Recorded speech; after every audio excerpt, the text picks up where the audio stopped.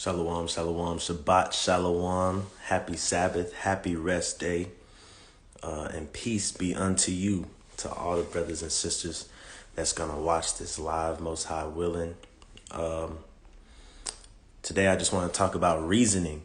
Now, in the nation of Israel and, in these other, even, Christianity, this is just an exhortation video in general, right? When you're debating with people, when you're conversing, right? We got to get back to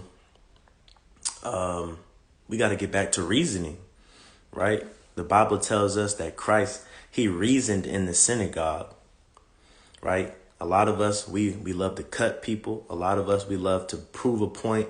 A lot of us, we love to be right. So today I want to talk about how all that is, vanity. All of that, it doesn't mean anything. We got to get back to reasoning like our Messiah did, our example did. We got to reason. And to reason, you got to be able to hear and listen to what somebody else is saying. Even though you know what they're saying is off, listen to what they're saying so you know how to then give the response that they need to be converted. Because that's what we put on this earth to do, to proselytize, right? What does it mean to proselytize? To make a proselyte of, to convert people, to get converts, right? People that's in the world to come back to their true nationality and get back to serve their Messiah so that they can be approved by the Most High God, right? So let's get into it. Reasoning. Let's go to Matthew 12:36. Right? And it might be kind of late, but hey, the word must go out. I was just on our brother's live earlier today, and he was saying how he didn't want to get on live. He was saying how he was having a bad day. He was telling us like he was tired, but he said, "Hey, you can't put that plow down once you grasp it." And he was saying, Salakia, forgive me. He was saying, when you come into the truth, learn and study as much as you can, because as soon as you pick that plow up, you can't drop it. As soon as you pick that plow up, you cannot drop it, right? Christ said out of his own mouth, when you pick that plow up, if you drop it, if you put the plow down, you're not fit for the kingdom. You're not fit to be his disciple. So the brother was saying on his live, he encourages people when they come into truth to study as much as they can, right? To take notes, to observe, to keep the commandments to the best of their ability, and to learn. He said, hey, take as long as you need to do that, because as soon as you pick up the plow, as soon as you decide to make a platform on YouTube, Instagram, TikTok, as soon as you can't put the plow down. As soon as you put the plow down, you might be sifted out. It says, Christ told Peter, the devil's trying to sift you out. So I'm going to warn you right now that he's going to try to make you deny me 3 times. The devil's going to try to sift you out of the truth, out of the gospel, so you're not a part of the elect, right? So you can't put that plow down. For example, with me, I kind of picked up the plow on my personal Instagram page, on doing a Sabbath day post, right? A Sabbath day post might be something small, right? But I'm gonna feel guilty if I don't do a Sabbath day post. You might say that's vain. You might say that's self-righteous. You might say whatever. But in my mind, that's putting down the plow. I started it, and I'm gonna keep doing it till Instagram run out. Because that's just way I can prove to myself that I'm really in this thing. Somebody might really need that Sabbath day post. Somebody might really need it. You might think it's a little thing, but somebody might really need to scroll and see that and be reminded it's the Sabbath day. I got to keep this day holy. Were about to go off and sin and do something for vainglory, or do something with the boys or the girls, or go out and they seen your post and they said, nah, I'm gonna read today. So, look, don't put that plow down once you grasp it. But today I want to talk about reasoning, right? And I was just reasoning with y'all, right? So I'm going to talk about reasoning today, right? Matthew 12:36. Matthew 12, verse 36 says, but I say unto you, this is red letter, so we know who's speaking here. Christ is speaking. But I say unto you that every idle word that men shall speak, they shall give account thereon in the day of judgment. So check this out. This goes both ways. When you're reasoning with somebody, you got to understand that every idle word you say, you might get frustrated and mock or scoff somebody and joke. You might say a joke, right? But guess what? That word's going to come back to bite you in the day of judgment. Or you might provoke them to say something, right? And now that word, they're going to have to be judged by it. All right. So that's why I don't judge. I'm not the Most High. So I judge according to the scriptures. But anything outside of that, I leave it up to him to judge. You know what I'm saying? People want to say what book is folly and what book is legit, what book we should read and what books we shouldn't. Hey, look, I'm not the one. Hey, I don't know what they did with these holy scriptures, but if the Spirit bears witness with my spirit and I pray on it and I fast on it, you know, and I get revelation, I'm going to read it. Right? And if it don't, it don't. That's me. But to say something is folly before the Most High God even, you know what I'm saying, brings his kingdom down, hey, you putting yourself in a tight spot because you don't want to be caught with blasphemy saying something is of the devil, right? And it's really of the Most High. You don't want to do that. We're men and women at the end of the day. We relieve ourselves. We use the bathroom. We are in flesh bodies. Who are we to say something is folly? Right? Because guess what? He causes the foolish things to confound the wise. Right? So every idle word you say in an argument, every idle word you say on a day-to-day basis. This is why they say there's power in the tongue. This is why you can't say certain things like I'm dead, I'm weak. Guess what? You're speaking those things over your life. Right? So guess what? What's the next one? James 3:2. Book of James, chapter 3, verse 2.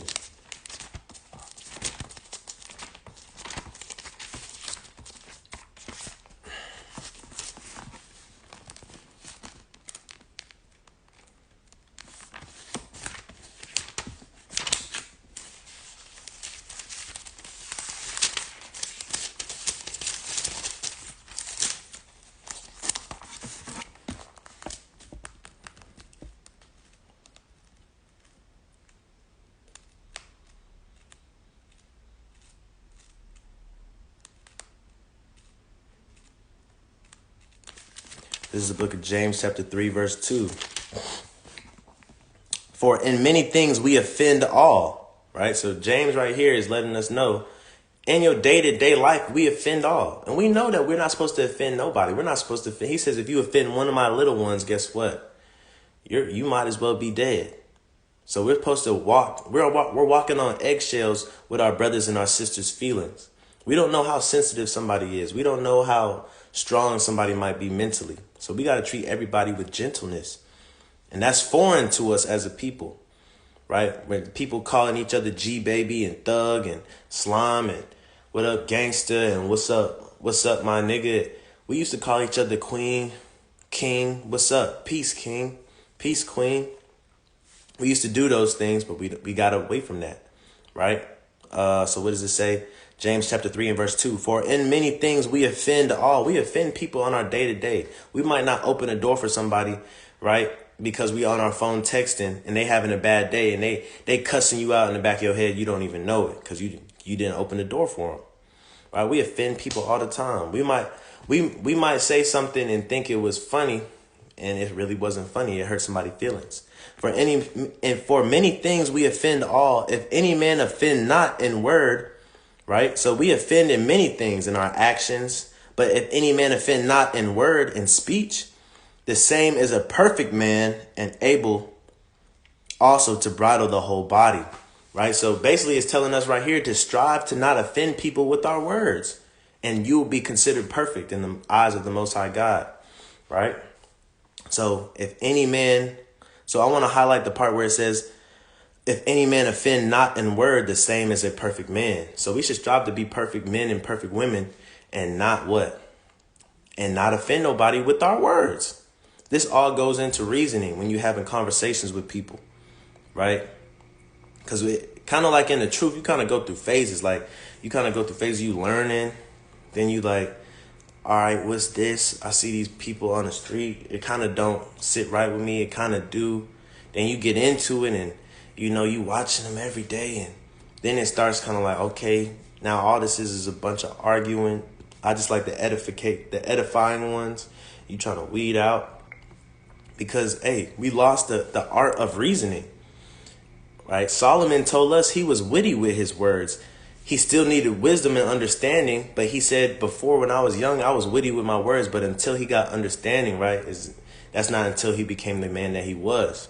So we got to be witty with our words too. We got to have reason with our words, right? We got to be able to connect and be down to earth with our brothers and sisters so that, hey, if they are the elect, they can come into it. They can come into the fullness of the knowledge of the truth, right? Let's go to Acts 18:4.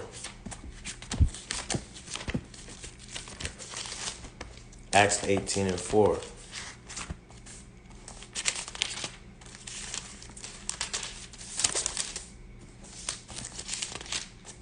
This is the book of Acts, chapter 18:4. This is Slakia. It says Acts 18:4, and he reasoned in the synagogue every Sabbath, and persuaded the Jews and the Greeks, right? These are Israelites, Jews, Greeks, Jewish Israelites, and Greek-ish Israelites, right? He reasoned in the synagogue, right? So he reasoned with the people. He politicked. He listened to what they had to say. He responded. He said something. They listened. They responded. He's reasoning. Oh, okay. You think that? Well, what about this? Yeah, you got a point. You know what I'm saying? It says agree with your adversary, right? Talking about your brethren. Even today, we agree with our adversaries. We might say, we might be in a beef with our brother or sister, and a brother or sister might be like, I bet you won't do it. And you might say, yeah, all right. That's agreeing with your adversary. We get that from the Bible. That's our culture. That's our heritage. You don't know, but with your words, you didn't offend him. You might have offended him in body gesture, but with your words, you didn't offend him. You agreed with your adversary quickly, right? That's reasoning with somebody. It's a tactic of reasoning. It says 18:4. And he reasoned in the synagogue. What is a synagogue? The synagogue, if you break it down in the Greek and translate it to the Hebrew, right? It means assembly or gathering of people. Right? A congregation of people, a congregating of people. So he reasoned in the because look, everywhere Christ went, it was a multitude of people around him. So he had to keep talking. He had to keep speaking because that's what they came for, to hear his great parables and to hear his reasoning. Right?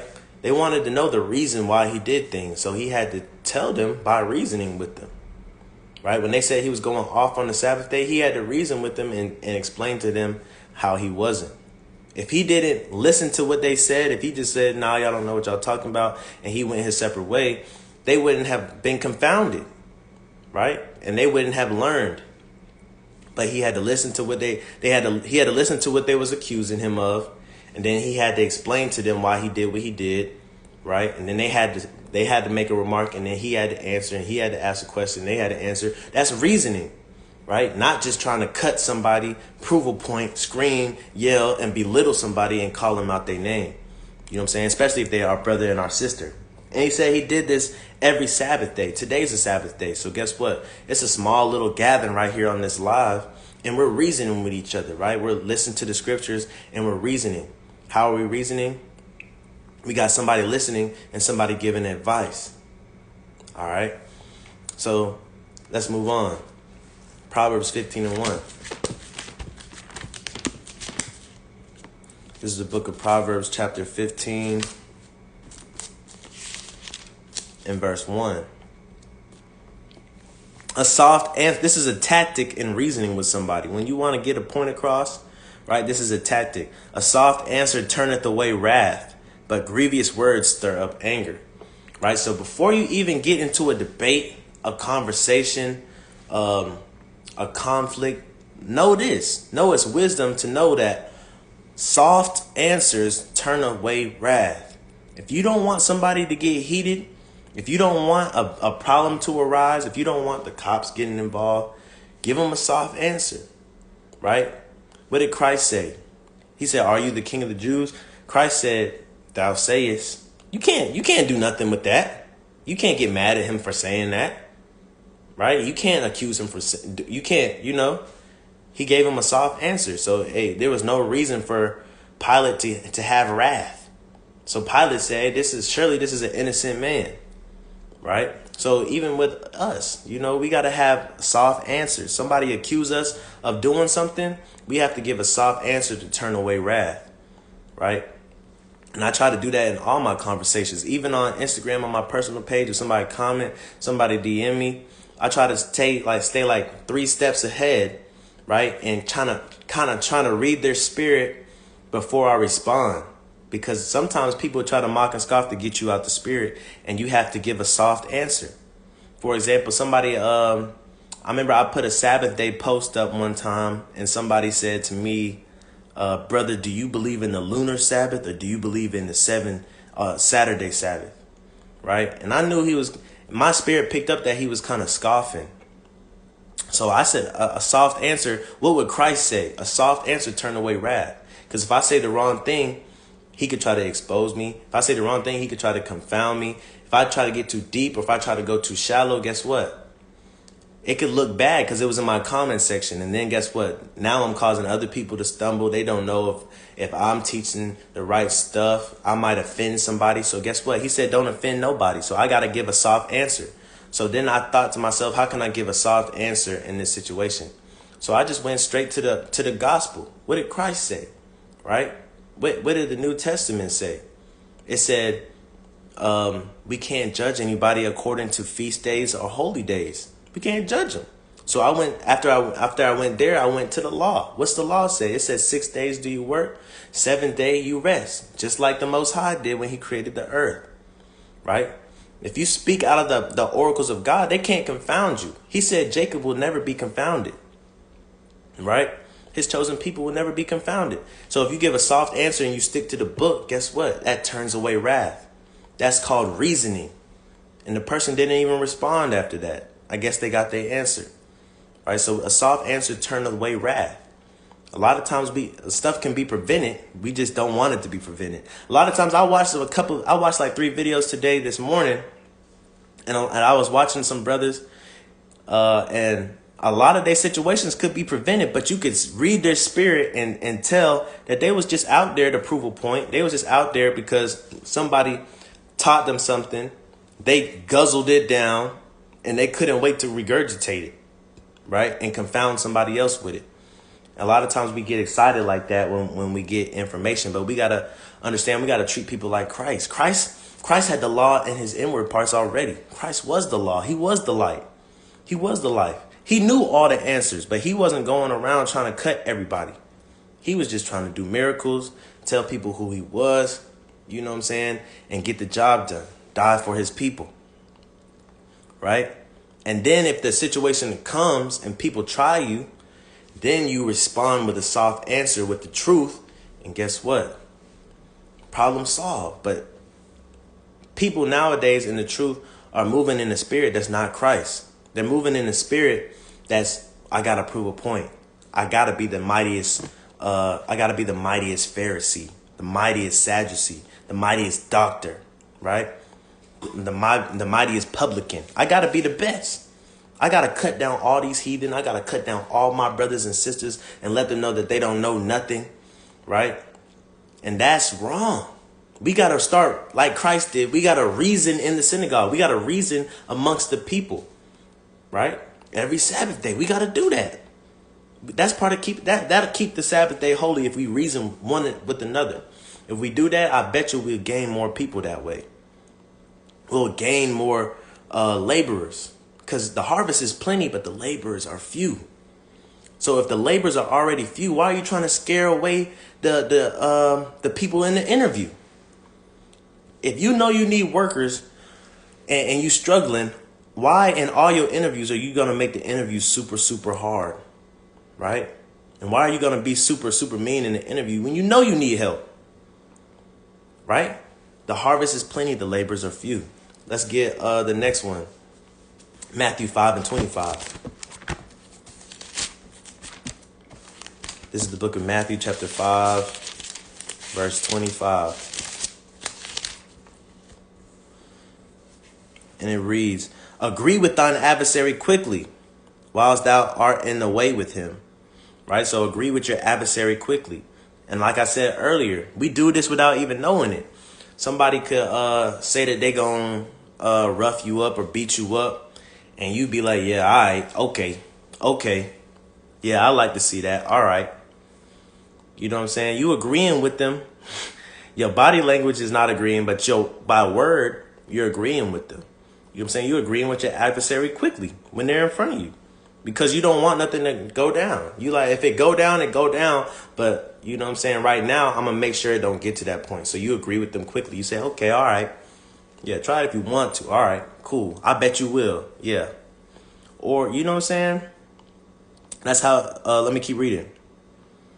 Agree with thine adversary quickly while thou art in the way with him, lest at any time the adversary deliver thee to the judge, and the judge deliver thee to the officer, and thou be cast into prison. Right? Basically saying, hey, guess what? Agree. If you don't want it to go to the worst situation possible, agree with your adversary, man. Be the bigger man, right? Like, one thing I had to do growing up, even before I was in the truth, was understand that I got to be my biggest fan, right?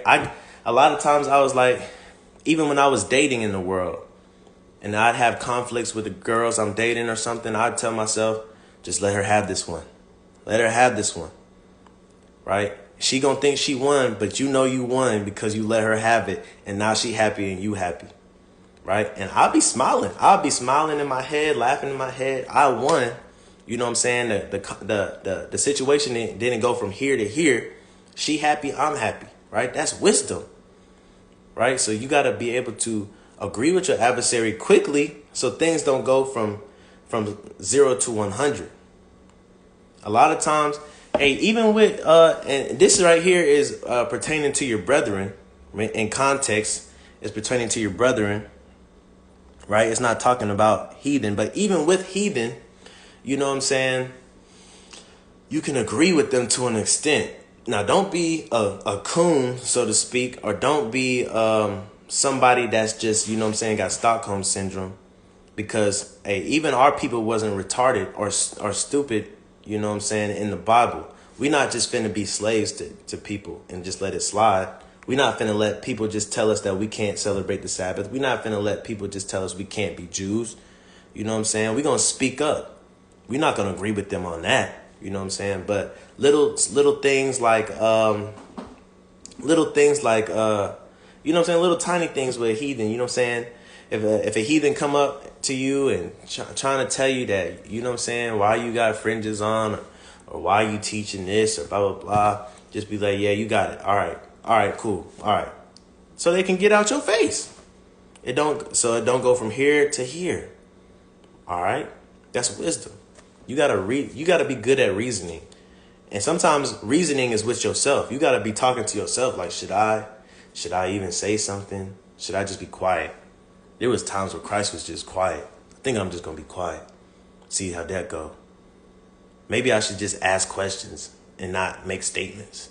You know what I'm saying? You gotta reason with yourself too. All about reasoning, right? Let's go to 2 Timothy. 2 Timothy. Right? You got to be mature. Once you got this word, you have to be mature about it. Right? Because like we said, bro, Christ himself had everything in him. He knew everything to the T. Right? But he wasn't going around flaunting it. He wasn't going around trying to prove that he knew everything to everybody. Salakia. He wasn't going around trying to prove that he knew everything. Matter of fact, he was doing the opposite. He was saying, hey, look, don't tell him I was here, please. Hey, go, but don't tell him I was here. And nobody ever listened to him. They always had to say, hey, look, this man blessed me. This man did a miracle. You know what I'm saying? But he was mature about it. He understood his mission, and he ain't tried to get bigger than the set. Right? Brothers in the camp love to say that all the time. We watched a video about Nipsey Hussle and how Nipsey Hussle died, and how somebody did an interview and said, hey, Nipsey got bigger than the set. He didn't think he needed the set no more, so they had to kill him. Right? So we always say don't get bigger than the set. Hey, Christ didn't get bigger than the set. he knew a lot. He knew he was the man. He knew he was that guy, but he didn't get bigger than the set. He didn't get bigger than the Pharisees. Hey, look, he didn't try to outdo the Pharisees when the Pharisees were trying to outdo him. He said, all right, cool, y'all got it, bro. I'm doing my own thing. But before I go, can you tell me something? Didn't this happen? Isn't it written? Oh, okay, I was just wondering. You know what I'm saying? You got to be mature about it, though. You got to reason, politic with these people. All right. What I say? 2 Timothy 2:24. This is the book of 2 Timothy, chapter 2 and 24. And the servant of the Lord must not strive, but be gentle unto all men, apt to teach, patient. Right? You got to be patient. Part of being mature, part of reasoning is being patient. Right? Being apt to teach. You should always look for an opportunity to teach somebody. I used to pray, and I need to get back to it, but I used to pray in the morning that I get an opportunity to share, you know what I'm saying, the truth, right? Whether it be bumping into somebody or somebody asks me a question or a conversation leads to something. I used to pray that at least one time out of each day, I'll be able to share the truth, you know what I'm saying? Everywhere, every conversation, you should be looking, right? You should be apt to try to teach somebody. Don't be self-righteous or a know-it-all, but you should try to be wise, right? It's a good thing to be wise. You should try to be wise and to be able to teach somebody. But to be able to teach somebody, you got to know where they're coming from. So you got to reason with them, right? All right. So let me keep reading on that. A servant of the Lord must not strive. You must not be in derision with people all the time.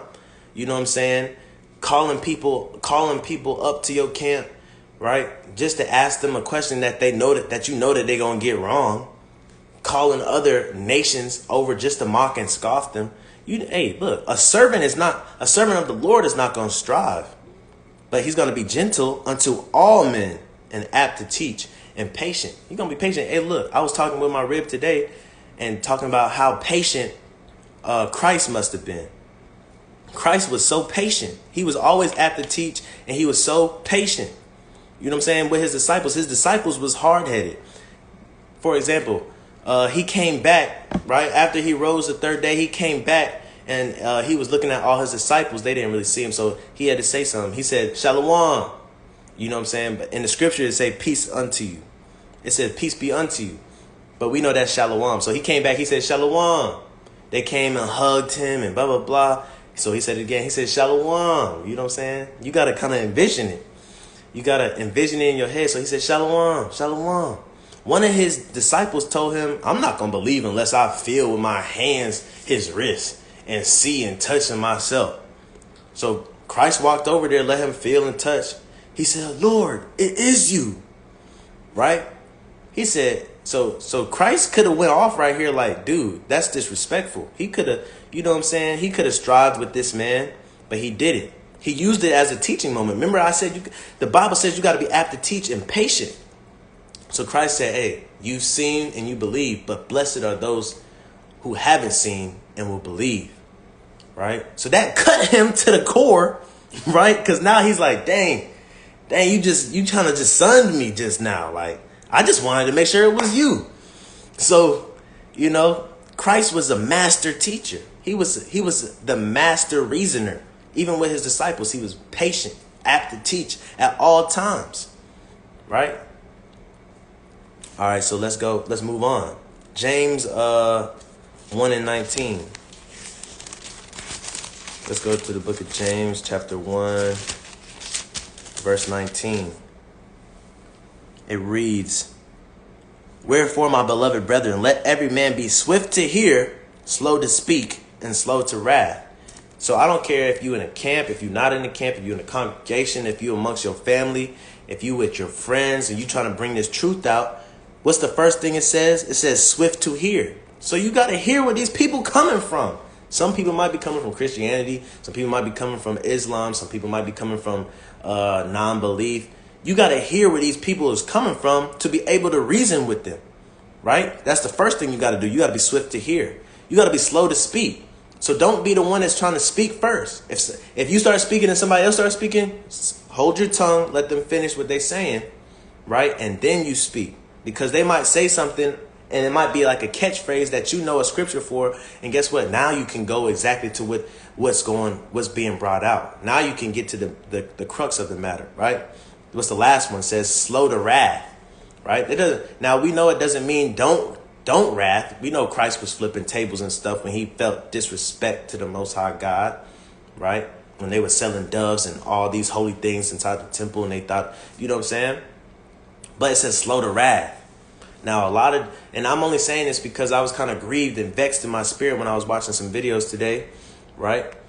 Because I just kind of noticed, a pattern in our nation where we're not slow to wrath no more, man. We are not slow to wrath no more. We are quick to wrath.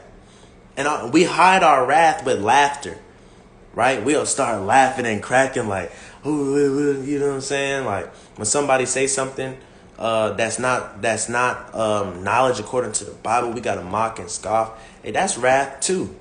You got to be slow to wrath. You got to be patient.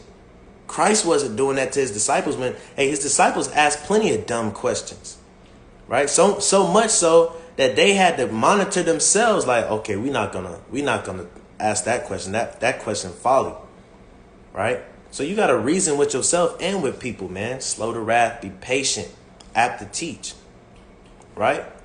You got to follow that one example. Let's get Ephesians 4:2. Ephesians 4:2. This is the book of Ephesians chapter 4:2. With all lowliness and meekness, with long suffering, forbearing one another in love. Right? So lowliness. Like I said, if you in a conversation with somebody, you should be slow to speak. Right? So if you start saying something at the same time somebody else starts saying something, don't demand the conversation. Let them finish.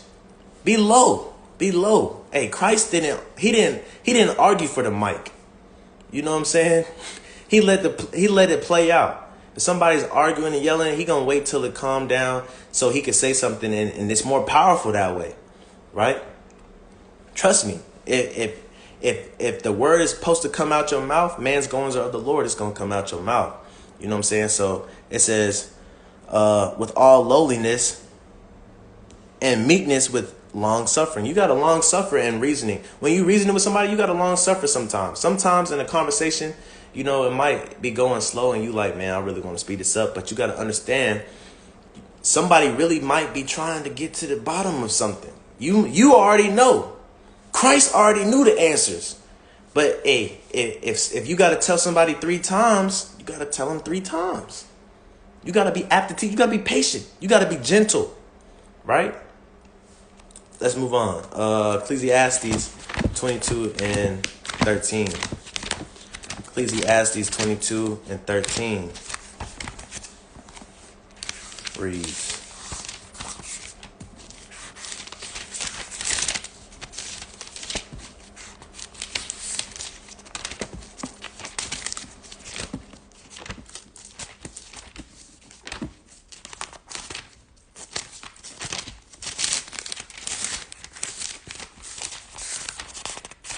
this is the book of Ecclesiastes chapter 22 and 13.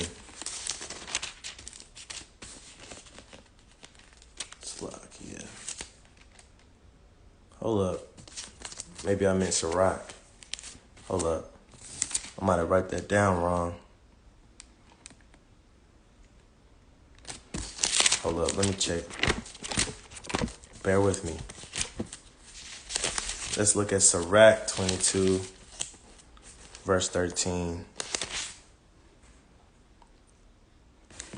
Sirach 22 and 13. This is a classic for reasoning, right?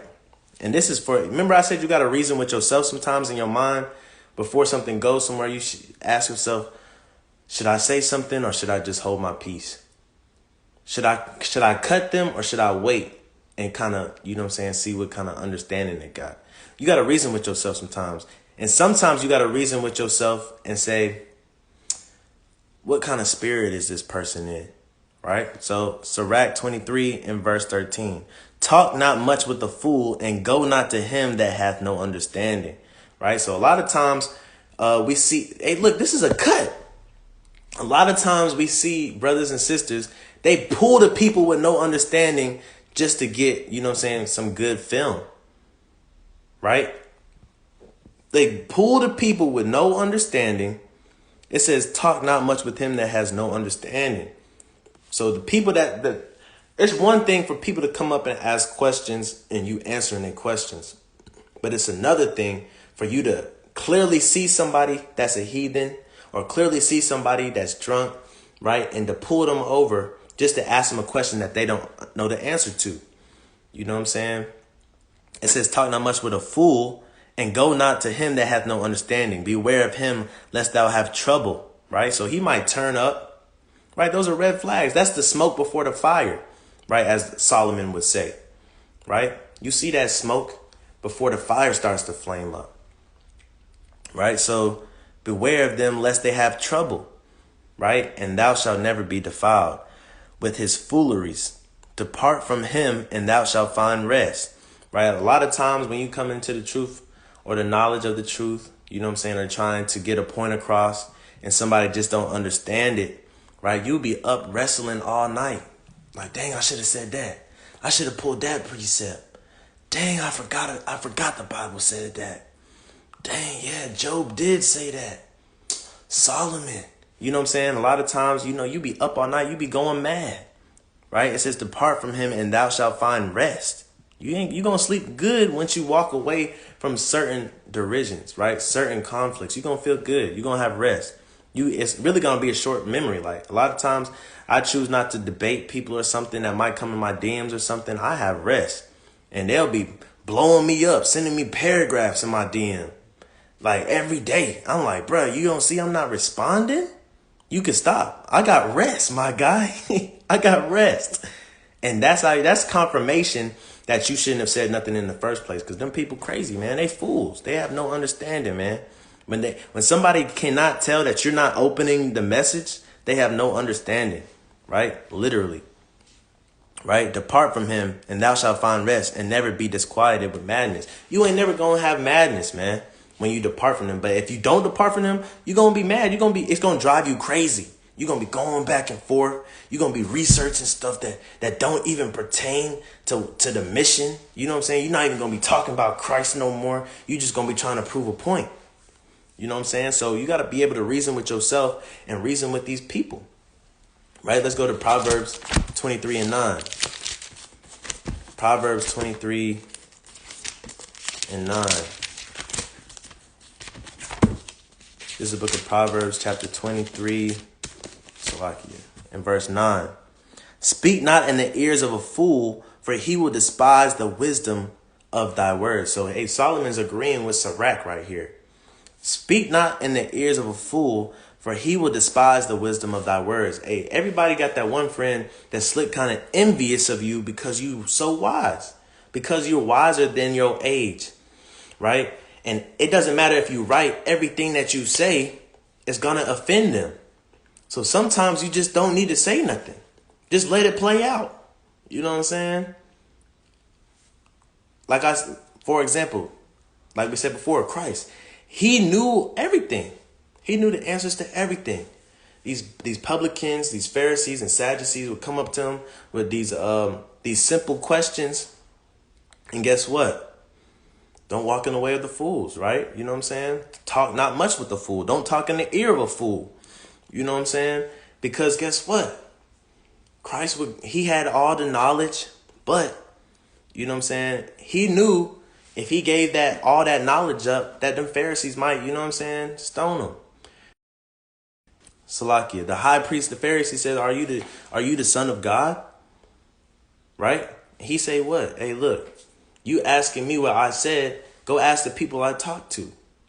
Right? He knew not to say nothing. That's reasoning. He reasoned with himself and was like, probably not a smart thing to say nothing right now. It's just because my time is not up right now. It's not my hour. And they trying to make my hour speed. And they're supposed to be confounded and find no fault within me. So guess what? I'm not finna give them no fault. Right? So sometimes you got to reason with yourself and with them. And you know, you can't talk that much. It said sometimes, hey, Pilate was talking to this man and he was quiet. He was just kind of looking into space. You know what I'm saying? That's how you got to be sometimes. That confounds whoever you're talking to. And guess what? Every idle word you're judged by, and you ain't saying nothing, you can't get judged by them words. It says a perfect man is one that doesn't offend with his words. You're not offending nobody with your words because you're not saying nothing. Right? So let's get Job 6:25. I love this one.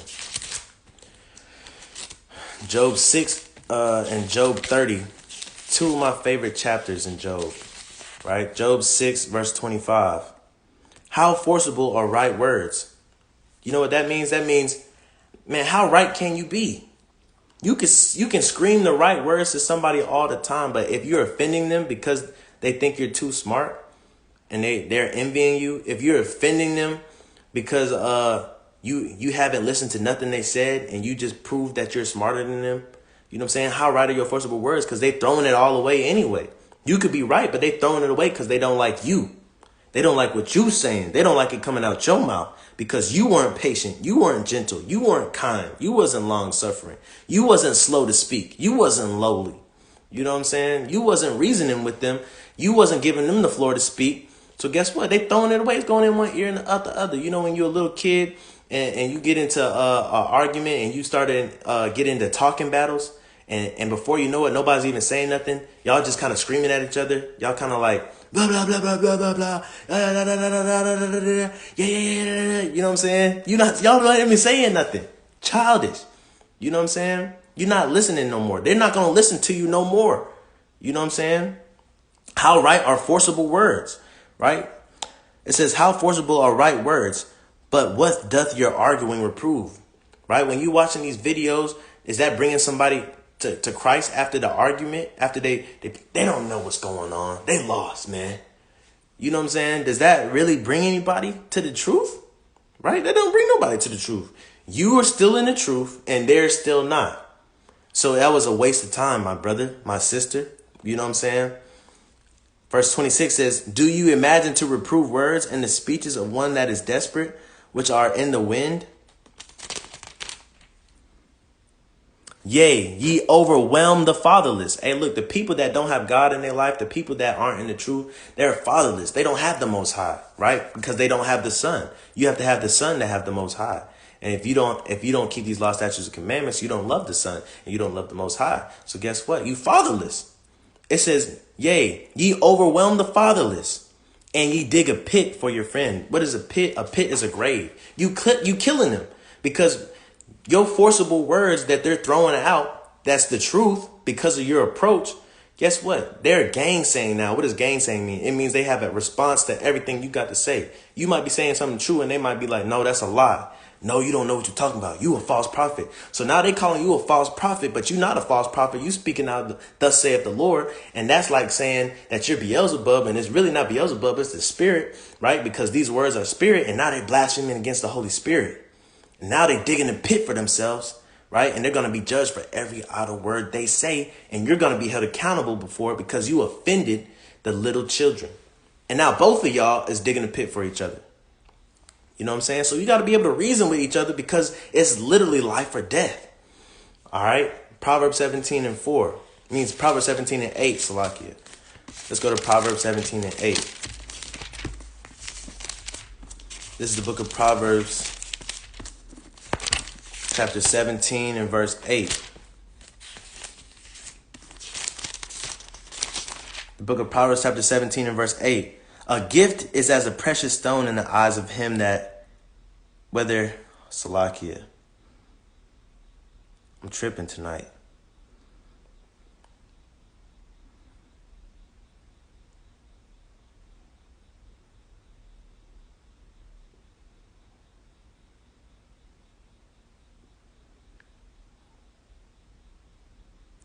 Salakia. I'm going to go to Proverbs 10 and 19. Proverbs 10, verse 19. The book of Proverbs, chapter 10 and verse 19. In the multitude of words there wanteth no sin, but he that refraineth his lips is wise. Right? So guess what? Out of all the things that you can say, the most wise thing you can do is to not say nothing. you know what I'm saying, in certain situations. Or basically what it's saying is the littlest things that you say, the least amount of things that you say is the wisest, man. If you can sum all the things that you want to say into 3 words, right, you'll probably sound more wise. That's what this is saying. Proverbs 10:19. It's saying, in multitude of words, out of all the things you can say, in the multitude of words, there wanteth not sin. Right? You don't want to sin, but if you keep saying too many words, you know what I'm saying, you might go off and say something wrong. But he that refraineth his lips, meaning you hold your tongue, right, is a wise person. Right? Slovakia.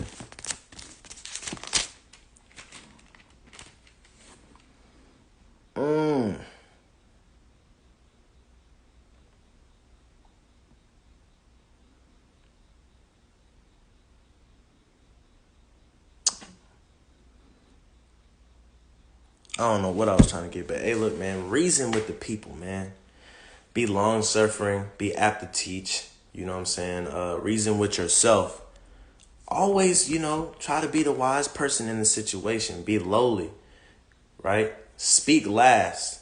Usually when the last person speaks, you know what I'm saying, they got the most power in the conversation anyway. You know what I'm saying? So let them, 3 steps. Quick to hear. Listen to what's going on so you know where people is coming from, so you know how to respond. Then, after that, slow to speak. Don't try to overspeak somebody all the time, right? Say as little as possible and slow to wrath. Don't be so quick to strive with your brother and your sister, man. Agree with your adversary. Say, yeah, okay. But check this out, But anyway, with that, I'm going to say Shabbat Shalom. That's peace unto you on the Sabbath day of rest, right? And shalom, peace.